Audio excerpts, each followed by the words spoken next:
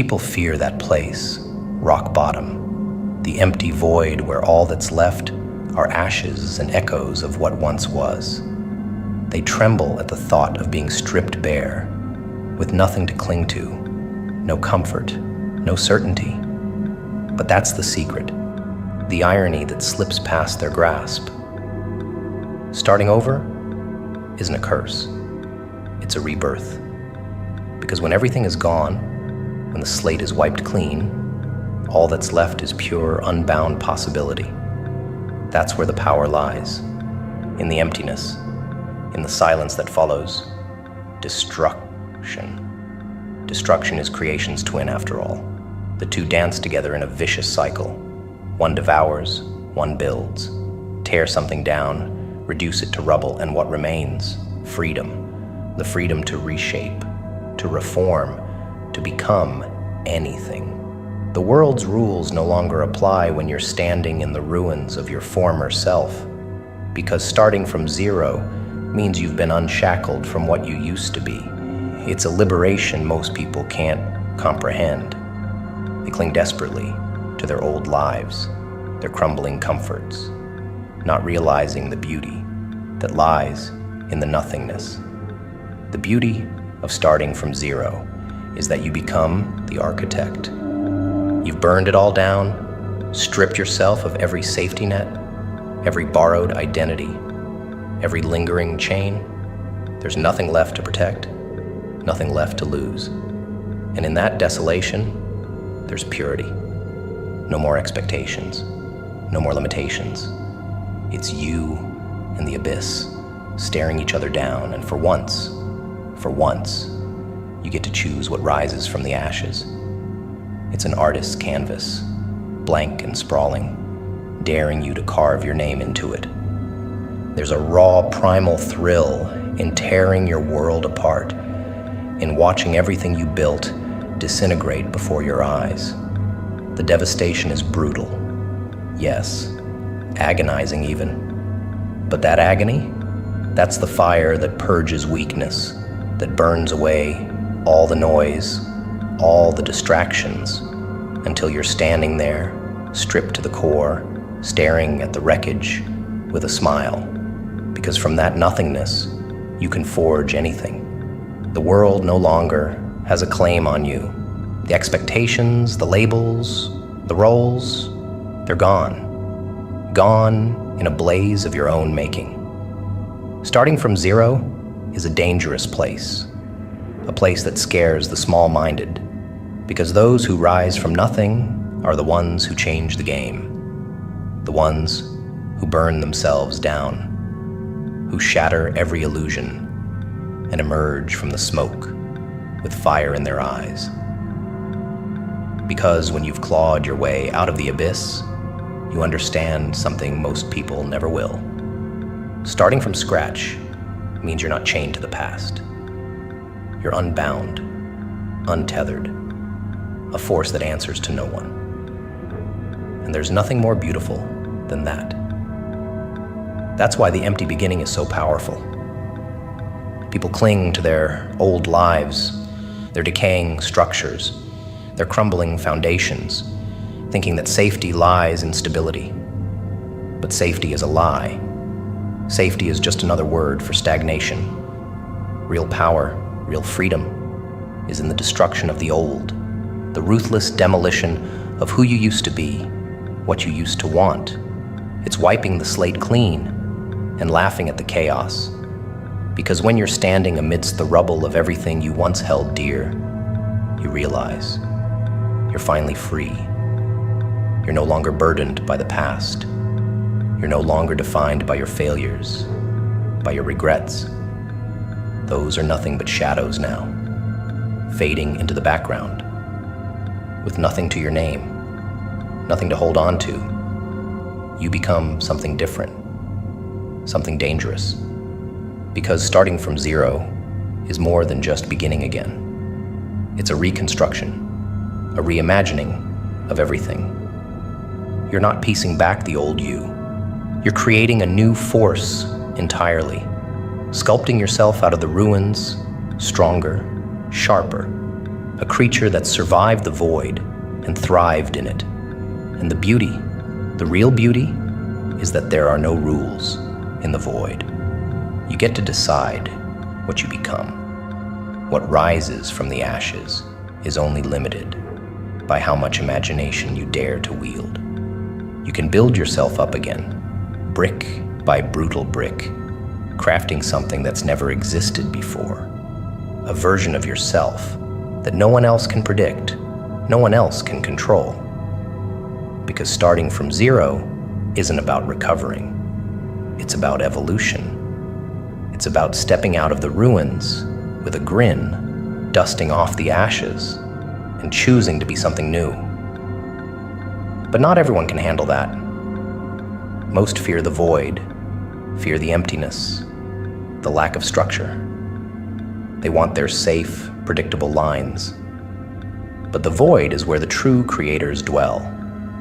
The ones who don't just want to rebuild the same brittle towers. The ones who want to set the whole damn world on fire and forge it anew. And that's the real beauty of starting from nothing. There's no guilt, no shame, just potential. Unfiltered, limitless potential. Do what you can with what you have, where you are. The law of three, the simplest rule, the deadliest weapon. Most people think power is in abundance, in wealth, in resources, in connections. But that's where they're blind. Real power is in necessity, in taking the scraps you've been given and forging them into something lethal, something unstoppable. It's in the audacity to take whatever meager tools lie at hand and use them so masterfully that no one sees the strike coming.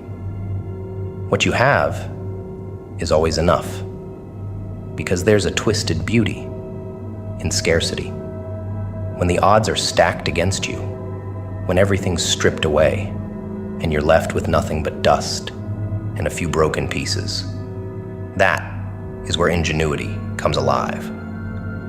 That's where desperation breathes fire into the blood, making you sharper, more cunning. Because when there's no cavalry coming, no lifeline, no backup plan, every single breath becomes purpose. It's in the corners of your mind that only the edge of survival can carve out. The parts that make a blade out of nothing but sheer will.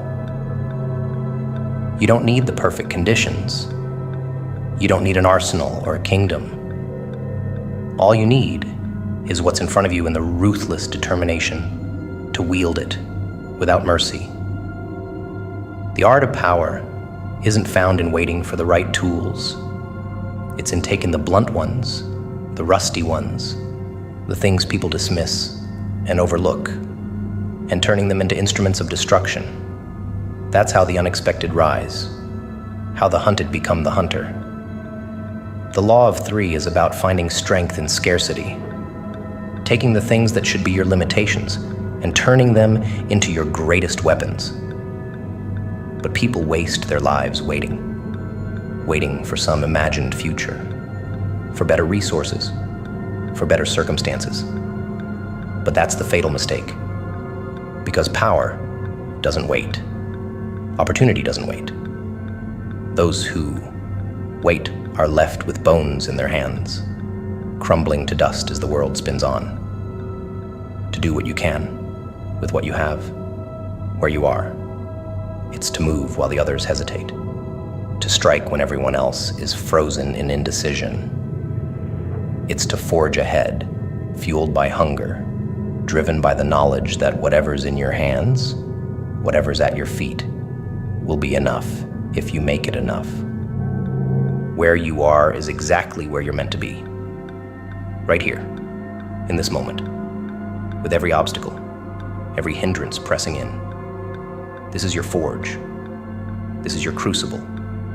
The law of three teaches that there are no disadvantages, only tools not yet realized. No limitations, only strategies undiscovered.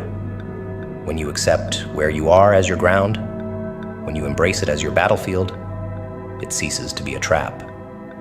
It becomes your territory, the ground you will bleed for, fight for, die for, if necessary, and those who know how to own their ground, to turn even the smallest corner into a fortress, they are the ones who turn the tides.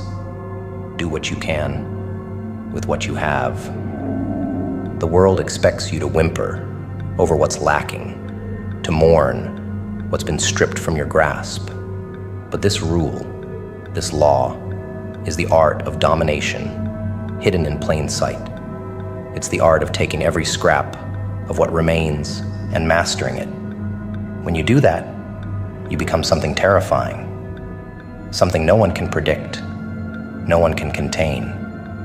Because the person who fights with nothing, who makes everything out of nothing, that's the one no one sees coming, with what you have, even when it's dust and bones, even when it's broken dreams and shattered hopes, even when all you're left with is rage and resolve. Because resolve, when you harness it, is more powerful than 1,000 weapons. Resolve is the foundation on which empires rise. People wait for perfect conditions, for perfect opportunities, but that is the lie of the weak. The strong make the conditions bend. The strong take the pathetic tools handed to them and use them to gouge out a path through the chaos. The strong take whatever tattered remains are at their feet and shape them into a throne. There is no wasted tool, no useless resource. What you have is always enough, because the power isn't in the tool, it's in you. It's in your hands, in your mind, in the dark places of your soul that whisper, "This is mine." Master the law of three. And there is no such thing as scarcity. There's no such thing as a lack of resources. Everything is a weapon. Every setback is fuel. Every loss, every failure, every bitter defeat becomes something to wield. Because when the law of three is in your blood, you become the weapon. And where you are, that's the battlefield. This is your stage, no matter how barren, no matter how bleak. Stop waiting for better ground, for clearer skies, for someone to build you a perfect throne. This is your ground, the place where you will rise, or the place where you will bleed. But it is yours. And when you accept that, when you own where you stand, every corner, every shadow, every scrap of this place becomes your ally. Compare yourself to who you were yesterday, not who someone else is today. Because no one else matters. Not their rise, not their fall, not their fleeting moments of triumph. All those other lives, those faces in the crowd, they're distractions. Their victories are illusions. Their failures, mere static. Chasing others is a trap, a twisted game designed to keep you shackled, hunched over, forever measuring yourself against a yardstick that was never meant for you. When you look at others, when you measure yourself against their fleeting successes, you lose sight of the only thing that has ever truly mattered, your own evolution. Forget the noise, the whispers, the taunts, the constant parade of hollow accomplishments. What does it mean, really, to surpass someone else? To topple them? To stand on top of their broken achievements? Nothing. Absolutely nothing. It's a hollow throne built on shadows. Because in the end, the person you're trying to beat is a moving target. The game never ends. You'll keep chasing, keep clawing at phantoms, keep twisting yourself into knots, always just one step behind someone else's life, someone else's victories. But there's one opponent you can always crush, one enemy you can always surpass, the person you were yesterday. Compare yourself to that shadow, that version of yourself, the one left behind. Because that is the only battle that matters. Shred it, outpace it, shatter its limits, grow stronger than it, tear through yesterday's weaknesses, yesterday's failures, yesterday's comfort. Leave that version of yourself bleeding in the dirt. Every day is a chance to become something new, something more. And the only way to rise, truly rise, is to obliterate what you were before. That's where real power lies. The relentless, ruthless pursuit of self-destruction and self-rebirth. Who cares what others are building, what empires they're constructing? Let them scramble. Let them climb. You're not here to race against their shadows. You're here to become something unrecognizable, someone no one else can imitate. You are your only blueprint, your only rival, your only competition. Because to strive against another is to play a game designed for you to lose. You don't chase someone else's path. You forge your own. And the only way to do that, the only way to carve a destiny that is uniquely yours, is to measure yourself against the only thing that's real, who you were yesterday. There's a raw, savage pleasure in that. The satisfaction of looking back and saying, listen, this is what I was, and now I'm something far greater. The others can keep playing their games and keep boasting about their accomplishments. Their petty rivalries are like smoke, shifting, meaningless. But the war against who you were yesterday, that is a battle that carves power into your bones. When you compare yourself to others, you let them dictate your growth. You let them set the pace, draw the lines, define the terms. You become reactive, forever chasing, forever grasping at their heels.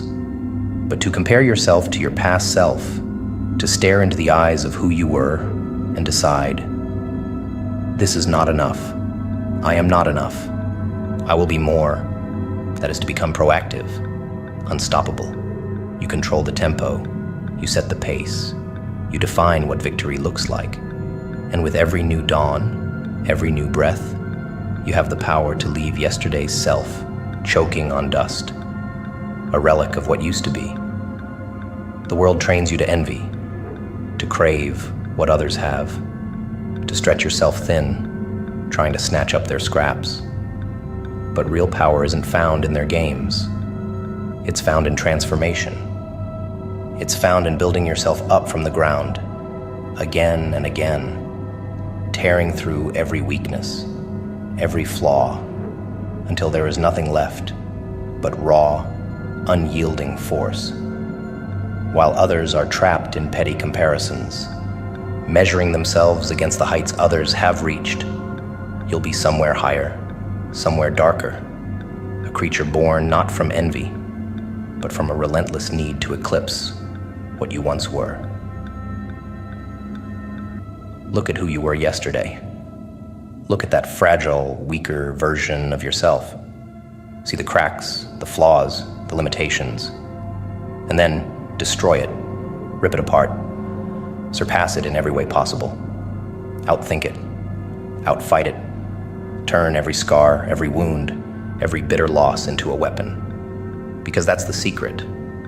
The thing no one tells you. Others can be beaten, toppled, outmaneuvered, but the satisfaction fades. There's always a new rival, a new contender. But when you crush who you were, when you turn yesterday's self into a footnote, you gain something more permanent. Proof that you are evolving, becoming. That today's version of yourself is something yesterday couldn't even fathom. You're entirely up to you. The person staring back from the mirror, the one with the bloodshot eyes, the scars, the sins carved into every line of their face. That's yours. All of it.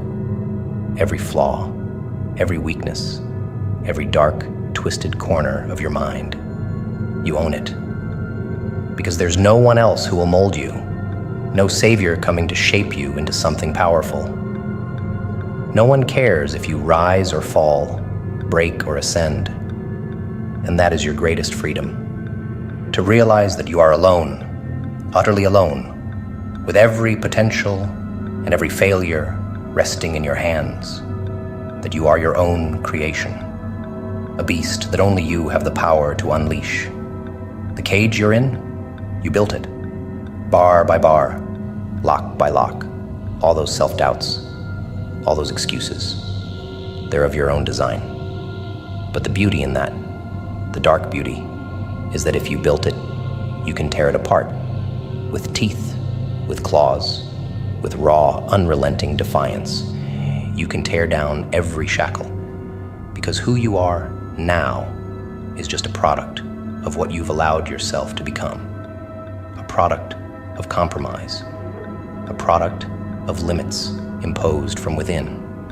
And the moment you choose to defy it, to reject every chain you've laid on yourself, everything shifts. Everything. The rules, the boundaries, the persona you wear, nothing is permanent. You are not carved in stone. You are not bound to some predefined fate. You are liquid, fire, smoke, capable of slipping through every crack, burning down every wall. You can reinvent yourself over and over until the version that steps forth is so unrecognizable, so utterly transformed that the world trembles, because the power to change is already within you, buried in the dark places you've been taught to fear. No one else has a say in what you become. That's the delicious, terrifying secret. No one else's opinions, no one else's judgments, no one else's rules matter. What the world thinks you should be, what it tries to shape you into, all of it is irrelevant. It has no weight, no consequence unless you give it power. But the moment you decide to pull away, to look at yourself as the raw material that you alone can forge, everything shifts. You are entirely up to you. Your potential, your choices, the monstrosity or majesty you become. No one else owns it. There's no divine force guiding your hand, no fate scripting out your life. It's just you. Every scar, every failure, every battle, your design. And every time you bleed, every time you break, you have the chance to choose what that pain shapes you into. You can let it crush you, grind you into dust, or you can take the agony, the defeat, and mold it into iron, an unbreakable foundation for something more.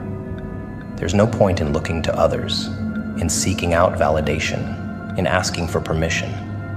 Stop waiting for someone to come along and give you the key to your own cage. It's already in your hands.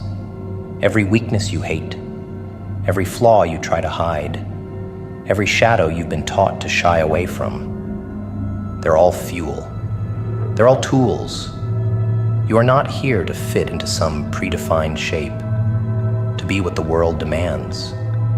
You are here to define yourself, to cut away what's useless, to burn down what's hollow, until all that's left is something pure, something that you have sculpted out of the darkness. People spend their lives looking outward, trying to find who they're supposed to be in the eyes of others. But you are a creator, an artist painting with your own blood, your own soul. There's no one else to blame, no one else to depend on. The power is yours, entirely. And that's where your freedom lies. It's terrifying, yes, knowing that every failure, every success, every broken piece is on your shoulders. But it's also liberating, because when you accept that, when you embrace that darkness, when you let go of every illusion, you become something unstoppable. What you are today, every scar, every sin, is only the starting point. Your starting point. A canvas soaked in blood and regret, yes, but still a canvas. And every choice, every action, carves something new into it. Every day is a chance to scrape away the rot, to reshape the bones, to tear away what no longer serves and replace it with something vicious. Every failure, every loss is just more material to work with, more clay for your hands to shape. You are your own creation, and no one else has the power to dictate what that creation looks like. You can build yourself up as high as you want, or you can tear yourself apart, burn it all down, and start again. It's all yours. The failures, the power, the destruction. And that is where your greatness lies. Because when you realize that everything comes from within, there are no more chains, no more limits, no more cages that can hold you. So dig into the dark places. Take hold of every ugly, raw impulse and shape it into something deadly. Sharpen your fears into blades. Twist your regrets into armor.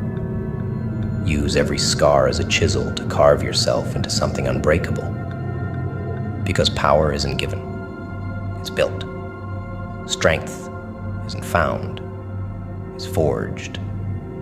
You are a sculptor, and the material is everything you've been too afraid to touch, too ashamed to embrace. Do you want to be weak? A hollow shell of what the world told you to become? Or do you want to be the one who commands the shadows? The one who takes every nightmare and turns it into a throne? Every day, every breath is a choice. Evolve or decay. That's the only game that matters. Not who wins or who loses, but who transforms, who rises from the carnage of their own past and laughs as they become something that even the old self would fear. Because you are entirely up to you. The universe won't weep if you waste your potential, if you let yourself be another echo in the chorus of mediocrity. But when you choose to become, when you take what you were yesterday and obliterate it, the universe takes notice. The weak follow the tides of others. The strong drown out every other voice until only theirs remains.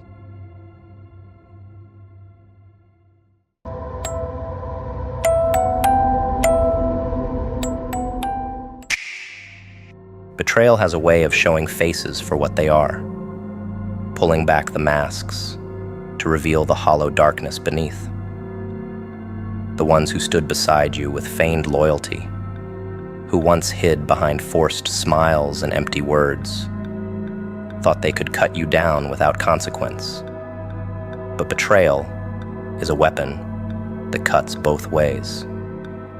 Now, as they fall away, grasping for the stability they gave up, they realize too late that there's no coming back. They traded something priceless for a fleeting sense of victory. And now, that hollow victory is all they have left. The first cut was a shock, wasn't it? A bitter twist in the back, unexpected but familiar, a lesson you'd seen play out before. Betrayal has a unique sting, a reminder that trust, once broken, cannot be mended. You felt the pain, let it seep in, let it burn, but instead of breaking, you absorbed it. That pain became fuel, and the wound only made you sharper, stronger, more resilient. While they laughed, while they reveled in their so-called victory, you were transforming, turning the betrayal into something powerful, something they could never understand. The betrayal was meant to cripple you, to leave you in pieces. But pieces can be rearranged, rebuilt, reimagined. While they thought they'd shattered you, you were quietly collecting every fragment, every shard, crafting something new, something unbreakable. The cracks they caused became lines of strength, scars that told a story of resilience.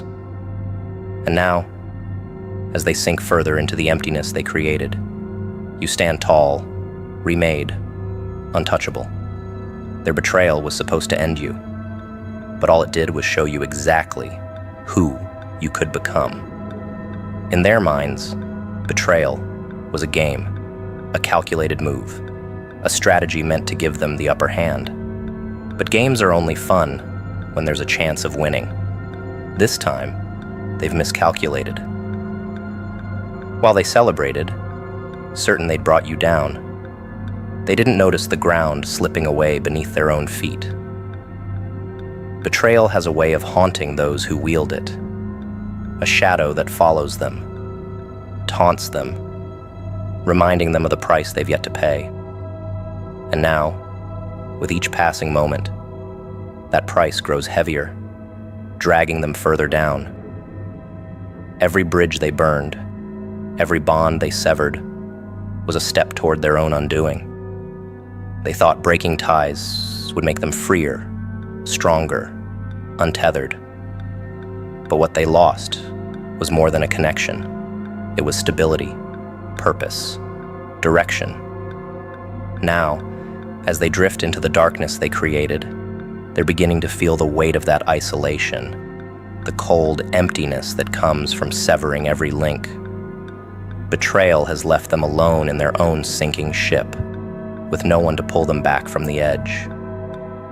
There's a poetic justice to it, a symmetry in watching them sink by the very blade they wielded. They wielded betrayal like a weapon, yet failed to see how quickly it would turn on them. Now, they're surrounded by the silence of their own actions. No one left to sympathize. No one left to care. The isolation, the loneliness. It's the price of turning on those who stood by them. And now they're learning, in the cruelest way possible, that betrayal has left them stranded in a place even darker than the one they left you in. As they struggle, as they sink, there's a beauty in the knowledge that you have risen above it all. You've left behind the pain, the betrayal, the emptiness they hoped would consume you. While they sink into the consequences of their own choices, you rise untouched, stronger, more focused than ever. The betrayal they intended for harm has only become a stepping stone, a foundation upon which you've built something untouchable, something they can never reach. Each day that passes leaves them deeper in their own ruin, sinking further into a pit of their own making. They look for lifelines, but the hands they turned against, the trust they shattered, has left them with nothing to cling to. Now, alone in the dark, they finally understand what betrayal truly costs. The silent, unforgiving isolation, the realization that they are their own undoing. Let them sink. Let them fall into the depths they created. You've transcended, untouched by the darkness they tried to drag you into. Their betrayal may have aimed to break you, but it has only broken them. Some people are in such utter darkness that they will burn you just to see a light. Try not to take it personally. Darkness consumes some people in ways unimaginable. They become lost in it, swallowed by their own shadows, seeking any glimmer of light, no matter the cost. To them, the idea of destroying something or someone becomes a twisted form of survival, a way to spark even the faintest glow in their desolate world. They're not after harm for its own sake. They're after something to break the monotony, the void, the silence that surrounds them. So when they set fire to those around them, when they aim to burn everything you've built, understand that it's less about you and more about them searching for something they can never reach. Such people don't just want light. They crave control over its source. If they can't generate it within themselves, then they'll try to pull it from others, to siphon it, to manipulate it. You were just there, a convenient flame in their otherwise dim world, a source of something they could never nurture on their own. Their darkness makes them greedy, desperate, clawing at anything that holds even a spark. They're drawn to those who radiate strength, to those who hold fire within, and in their attempt to claim it, they think nothing of what it costs you. To them, you are merely a tool, a means to an end. When their attempts at control fail, when they find that the light within you can't be taken, their response turns destructive. They'll tear down what they cannot possess, scorch what they cannot own. The idea of your strength, your resilience, becomes a source of resentment. And in that bitterness, they'll strike, thinking that by burning what shines, they'll somehow fill their own emptiness. It's tragic in a way, the desperation they hide behind their malice, the depth of their own loss, masked by the damage they try to cause. In their darkness, they have no concept of self-preservation when it comes to others. All that matters is their own survival, even if it means destroying everything around them. They've spent so long in shadows that they've forgotten any other way of living, any other path. Those who've lived in light can't fully understand it, the way darkness twists thoughts, the way it warps the heart. It's a hunger, an insatiable need for anything that brings even the faintest flicker. To those drowning in shadows, destruction seems like creation. They cannot comprehend the cost, because to them, life itself has already lost its worth. You became a target because you had what they lacked: the fire within you, the strength that kept you moving forward, the light you held. It's everything they want, but have never been able to achieve. So they tried to burn you down, hoping to bask in your glow, to claim some of it for themselves. They thought that by extinguishing you, by leaving you as shattered as they are, they'd somehow elevate themselves. But light can't be stolen. It's something that grows within, something they lack the courage to kindle. Your fire wasn't theirs to take. People like this don't break from one act, one betrayal. They've been slipping into darkness all along. Every decision, every slight, every jealous thought another step into the void. When they betrayed you, it was only a reflection of their own descent. They'd already lost themselves, already sunk into the shadows, already abandoned any chance of finding their own way. Betraying you was simply the latest symptom of their own unraveling, their way of lashing out in a world that left them hollow. To betray someone is easy for those who have lost their own sense of purpose. When they betrayed you, it wasn't a calculated move. It was an instinct, a desperate attempt to claim something that felt real, something with meaning. They've been so consumed by their emptiness that they no longer recognize the damage they cause, the people they harm, the bridges they burn. And now, they're left in the wake of their own actions, realizing that the fire they set has done nothing to lift their darkness, only deepened it. Now they sit, sinking alone in the depths they've created, abandoned by those who saw through the illusion, the performance, the facade. The betrayal they aimed at you has returned to them, leaving them trapped in their own loneliness, a prison of their own making. There is no light left for them, no spark they can call their own. The darkness is closed in completely, and now they must face the void without distraction, without company. They tried to use you to escape their fate, but all they've done is secure it. Try not to take it personally. Their betrayal, their attempts to burn you, were never about you at all. You were simply a mirror, reflecting back the emptiness they refused to face. a source of light that reminded them of all they lacked. You stood as a reminder of what they could never be, and that's something the dark cannot bear. Hanging around the small-minded eventually makes us small-minded. The plant only grows as big as the environment it's in. People are like soil, each of them carrying a certain quality, an energy that either nourishes or stifles growth. Surround yourself with those who are shallow, who think only in fragments, who live without ambition. And soon enough, your potential becomes limited, boxed in by their small horizons. You begin to adapt to their boundaries, to believe their limits are universal.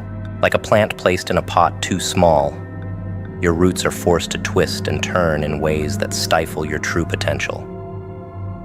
You start to accept mediocrity, to convince yourself that there's nothing beyond the narrow confines they set. The small-minded fear growth. To them, anything that dares to rise above the surface is a threat, a challenge to the reality they cling to so tightly. They'll question, they'll mock, they'll try to pull you down to a level they can understand, where they can keep you within reach. Each day you spend among them is another day your potential shrinks. Another day your dreams are suffocated. They thrive in that smallness, in that limited scope of life, finding comfort in the sameness, in the predictable routines that make them feel safe. And if you stay among them too long, you'll begin to feel that smallness too. Growth requires space. It demands an environment that challenges, that pushes, that encourages expansion beyond what's comfortable. Plants grow tall under the sun, roots reaching deep into the rich earth. Surround yourself with those who are bold, those who challenge the world around them, who see no limits to what they can achieve, and you too will grow, becoming something larger, something powerful. But with the small-minded, there is no sunlight, only shadows, only the dull safety of mediocrity. It's a place where dreams go to wither, where potential remains forever unrealized. Small-minded people rarely seek change. They want things as they are, static and predictable, a world where nothing surprises them, where life can be controlled in its simplicity. They cling to their limitations as though they're virtues, as if staying in one place, never evolving, is somehow noble. And if you let them, they'll draw you into that same mindset, that same cage of contentment, with the bare minimum.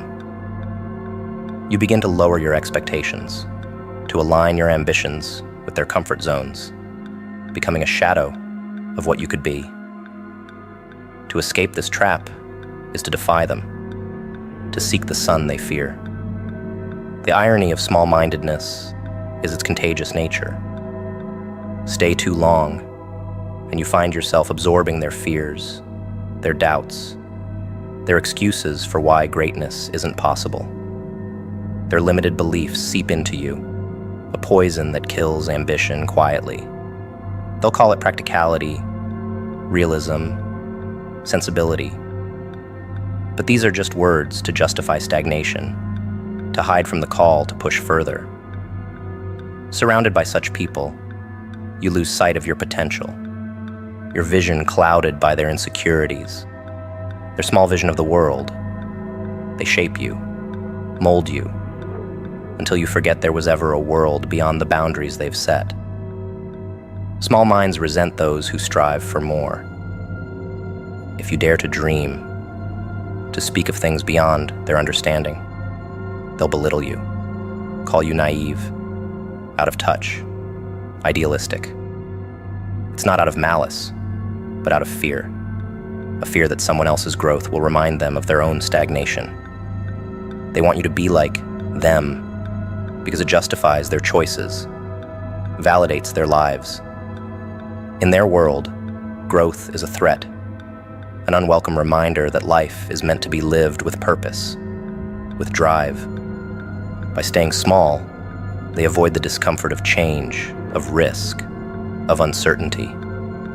Some people see others as resources, as banks from which they can withdraw endlessly, taking what they need without giving anything in return. Every interaction, every favor, every moment they take is another withdrawal, and in their minds, there's no limit, no end. They pull from you without hesitation, as if your energy, your kindness, your patience are limitless.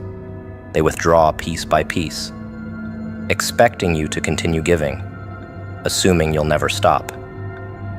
But every bank reaches its limit. Every account has a balance. And one day, the withdrawals reach a point of no return. In relationships, balance is everything. There should be a give and take, a natural flow of support, respect, and energy. But for some, giving is foreign. They're wired only to take, to drain, to consume whatever they can. These are people who thrive on others' generosity without a single thought of reciprocity. They assume their needs are more pressing, their problems more valid. They lean on you heavily, all the while keeping their own reserves guarded, their own energy protected. They leave you depleted, exhausted, but somehow it's never enough.